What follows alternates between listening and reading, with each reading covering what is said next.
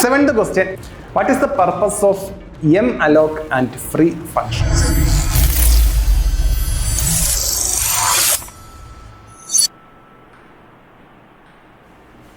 Memory management functions ഉണ്ട്.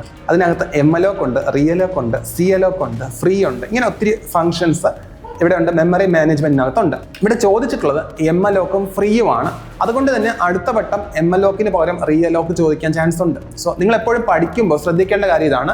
കഴിഞ്ഞ വട്ടം malloc ചോദിച്ചെന്ന് എഴുതിയിട്ട് ഇത്തവണ malloc ചോദിക്കണമെന്നില്ല.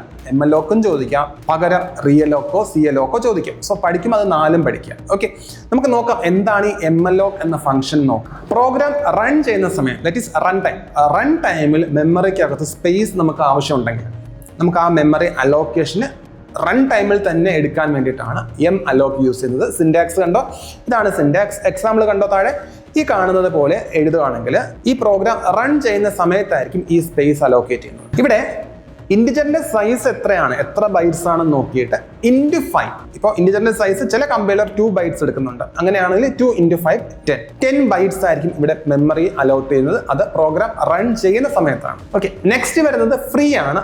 ഫ്രീ എന്ന ഫംഗ്ഷൻ നമ്മൾ യൂസ് ചെയ്ത് കഴിഞ്ഞ മെമ്മറി ആണെങ്കിൽ അത് മെമ്മറിയിൽ നിന്ന് ഫ്രീ ആക്കാനായിട്ടാണ് ഫ്രീ ഫംഗ്ഷൻ യൂസ് ചെയ്യുന്നത്. malloc അലോക്കേഷനും ഫ്രീ വരുന്നത് ഡി അലോക്കേഷനും വേണ്ടിയിട്ടാണ്. മെമ്മറി ലീക്ക് പ്രിവെന്റ് ചെയ്യാനായിട്ട് നമുക്ക് ഫ്രീ യൂസ് ചെയ്യാം. കണ്ടോ, ഇതാണ് അതിൻ്റെ ഒരു എക്സാമ്പിൾ വരുന്നത്.